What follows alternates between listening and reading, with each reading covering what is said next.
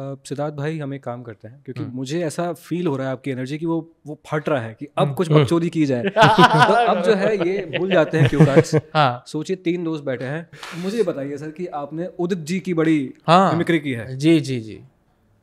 अरे उदित जी का मैंने वीडियो देखा, मतलब देखिए मुझे नहीं पता लोग इस पे क्या टेक लेंगे मेरे बारे में, पर मुझे उदित जी ने जब किस किया लड़कियों को, मुझे उनके अंदर कोई गलत इंटेंट नहीं दिखा यार।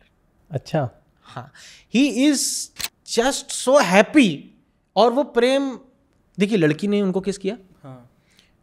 तो उदित जी के ऐसे एक्सप्रेशन नहीं थे, लेकिन जैसे ही उदित जी ने किस किया तो लड़की के ऐसे एक्सप्रेशन थे, ऐसे भी नहीं थे। She was, I think she also enjoyed it. और मुझे ऐसा लगता है कि हमें इस वक्त प्रेम की सख्त आवश्यकता है। उदित जी एक तो पता नहीं उन्होंने थोड़ा ज़्यादा कर दिया लेकिन उन्होंने ऐसे किस करी ना लड़की को, लड़की का भी मुंह यूं ही हो गया थोड़ी तो लड़की भी ऐसी हो गई।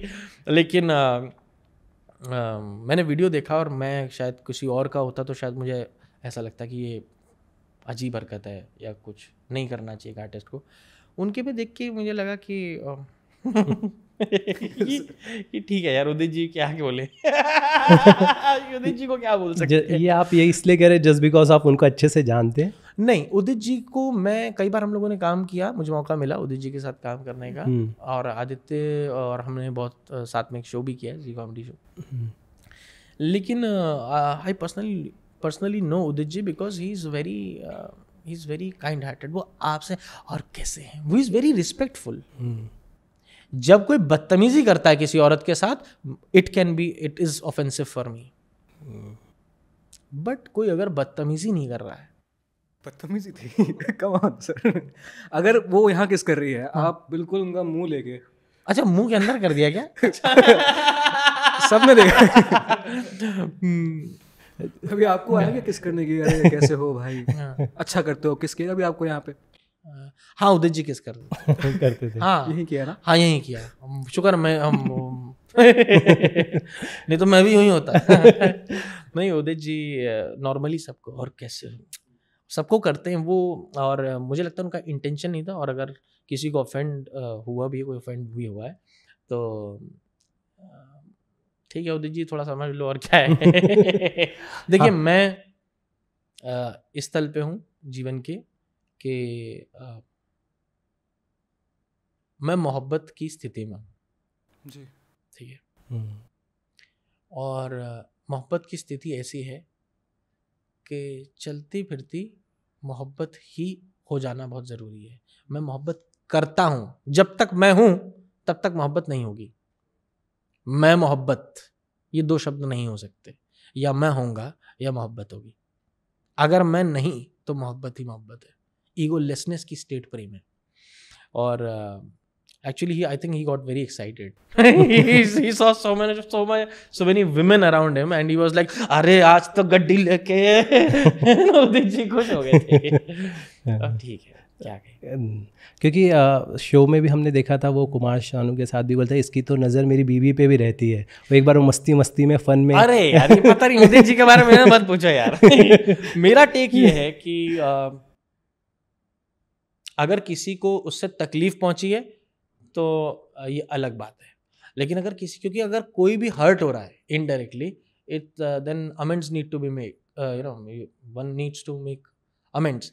लेकिन अगर किसी को तकलीफ नहीं हुई है, सबको लगा कि नहीं ये तकलीफ नहीं थी यार, दुनिया की बात नहीं करता, ये सोसाइटी तो पागलों का, समाज का एक अलग पागलपन का हिस्सा है जो आपको पीड़ित कर देगा। ये जितनी विकृतियां हैं ना, ये समाज का दबाव है, ये सही है, ये गलत है, ये अच्छा है, ये बुरा है।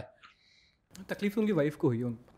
अरे तो फिर उनको तो मैं कुछ भी नहीं कह सकता उनके लिए तो मैं माफ़ी ही मांग सकता हूँ उदित जी की तरफ से आदित्य कहेगा तू क्यों माफ़ी मांग रहा है ब्रो ऐसे मिट्टी करते बहुत सारे आर्टिस्ट की, किसने बोला कि अरे यार कोई ऑफेंड हुआ आज तक कि अरे भाई ज़्यादा हो गया मत कर यार? नहीं, कभी नहीं। एक बार ऐसे वो ओमपुरी साहब क्लासेस में आए और मैं मौसी कैरेक्टर जो है वो थोड़ा सा एजी बात करती, गंदी बात करती है ना, तो मौसी गई और मुझे नहीं पता कि मेरे साथ प्रैंक स्पेस में वो लोग उन्होंने खड़ा कर दिया है ओमपुरी साहब को, तो मुझे नहीं मालूम है कि वो मेरे साथ प्रैंक करने वाले हैं। तो मेरे पास आते हैं और मैं कहती फिर वही बात वो याद है सुबह सुबह गन्ने खेत में हम दोनों जाते थे। तो अरे बकवास करती है, मारूं क्या तेरे कान पे एक थप्पड़। ठीक है इसी बहाने हाथ तो लगाओगे। अब मैं नहीं छोड़ रहा हूँ क्योंकि मुझे पता ही नहीं है कि ये प्रैंक कर रहे हैं। उन्होंने मेरे बाल पकड़ लिए और मुंह के पास आ गए, बताऊं तेरे को मैं अभी क्या घटिया बातें कर रही है ये। ठीक है मुझे 2 ही चीज़ पसंद है, खाने में सेव पूरी, कमरे में ओमपुरी। कैसे जुड़ गई। ओमपुरी साहब बाहर आए, अरे मैं नहीं कर रहा इसके साथ। फिर मुझे बता बे प्रैंक कर रहे हैं। मैं कहा तो बता तो दो मुझे करना है, मुझे क्या रिएक्ट करना है। क्योंकि अब मैं किरदार के बाद तो मौसी के साथ आप लड़ ही नहीं सकते। She is fantastic. वो किसी भी आर्टिस्ट के साथ कितनी भी अच्छी दोस्त हो सकती है। सनी देओल साहब एक बार आए तो उनको कहती है और धर्मू कैसा है। तो कौन धर्मू तू है, ओए बड़ा वो कैसा है। तो अब वो इतना कहना था सनी देओल मेरे ऊपर करके चिल्ला, वाकई बहुत तेज चिल्ला है। मैं कहा मेरा कुछ नहीं है, ये गीला गीला आप ही साफ करेंगे। मौसी can not leave her space. और उसके लिए मौसी के साथ बहुत आर्टिस्ट के साथ उन्होंने करा भी। और कुछ किरदार ऐसे होते हैं जिनके साथ आप ऑफेंड नहीं हो सकते बिकॉज ऑफ देयर इनोसेंस। उनमें से मौसी है, नसीर साहब है जो कैरेक्टर्स मैं प्ले करता हूँ। और ऐसा कभी नहीं हुआ कि कोई आर्टिस्ट ऑफेंड हुआ। नसीर साहब ने कुछ बोला है अपने आपके एक्ट के ऊपर की, या कभी कुछ तारीफ की है नसीर साहब ने? मैंने सुना है लेकिन वो तारीफ मैं यहाँ नहीं बता सकता। और कुछ ऐसा भी है कि कई बार मतलब फराह खान मैम हमारी जो जज थी किसी कॉमेडी शो में, वो कहते थे I will show this to Naseer sahab what you are doing. मैं तेरे को बताती हूँ अभी, नसीर साहब को भेजूंगे, look what he is doing to your character. तो मुझे लगता था कि मैम मतलब मैं उन्हीं लोगों को मिमिक करता हूँ जिनको मैं एडमायर करता हूँ, जिनसे मेरा प्रेम है, जिनको मैंने कहीं दिल में जगह दी है। राइट। तो वही लोग हैं जिनको मैं पोर्ट्रे करता हूँ। राहत साहब भी उसमें से एक है। राहत साहब, बिल्कुल राहत साहब है। राहत साहब का एक शेर है जी इरशाद। सुनिए कि गुलाब, सुनिए कि गुलाब ख्वाब दवा जहर जाम क्या क्या है। सुनिए कि गुलाब ख्वाब दवा जहर जाम क्या क्या है। मैं आ गया हूं बता इंतजाम क्या क्या है। क्या बात है।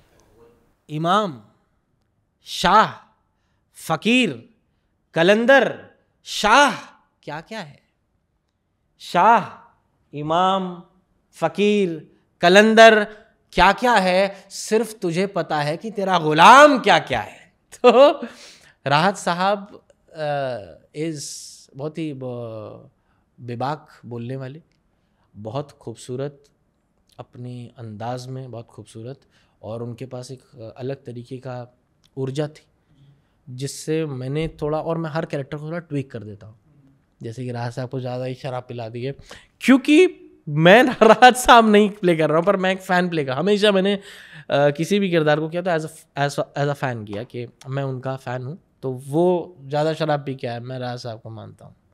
अब जो बात कर रहा है तो वो ऐसे मिमिक में निकलता हूँ। लेकिन जब बात आती है कैरेक्टर्स को करने की, निभाने की, तो जो लोग किसी से प्यार करते हैं वो कभी कभी नहीं भी समझ पाते कि मैं जो कर रहा हूँ वो क्या है। जैसे अभी मेरा नया शो आ रहा है, उसमें मैंने सदगुरु जी की मिमिक किया है, सदगुरु जी को मिमिक किया है। बट पीपल आर थिंकिंग कि मैं किसी भी तरीके का धर्म का मजाक उड़ा रहा हूँ। पहली चीज़, I am a spiritual person. ऐसा कोई धर्म है जो बिना एथिक के बनाओ कि यार हमारे ईमान को नहीं मानते, ऐसा है कोई धर्म? ईमान के बिना कोई धर्म खड़ा हो सकता है? बिल्कुल नहीं। तो जो स्पिरिचुअलिटी है इट इज़ बेसिक एथिक्स, जिससे कोई भी रिलीजन की बुनियाद खड़ी होती है। तो लोगों को ऐसा लग रहा है कि अरे आप हमारे गुरु का मजाक उड़ा रहे हैं। I am in love with Sadhguru, the work he has done for our society and the upliftment of the society is not just by कि खाली कंजर्वेशन ऑफ सॉइल है या एनवायरनमेंट है, उन्होंने हर क्षेत्र को पकड़ लिया है। It's also praising the consciousness. योग से कितने हठ योग के तो टीचर बना दिए उन्होंने। तो मैं उनके काम से बहुत प्रभावित हूँ, मैं उनसे बहुत प्रेम करता हूँ। जिससे मैं प्रेम करता हूँ उसका मैं फ़ैन ज़रूर बनूंगा। और उनकी आप मिमिक्री करेंगे? क्यों नहीं। कहते हैं अब बताइए, थोड़ी देर के लिए राहत साहब यहाँ मौजूद थे, बिल्कुल बिल्कुल, जिक्र में मौजूद थे, बिल्कुल अदा में मौजूद थे। बिल्कुल। ये असल तरीका है याद करने का। I celebrate things.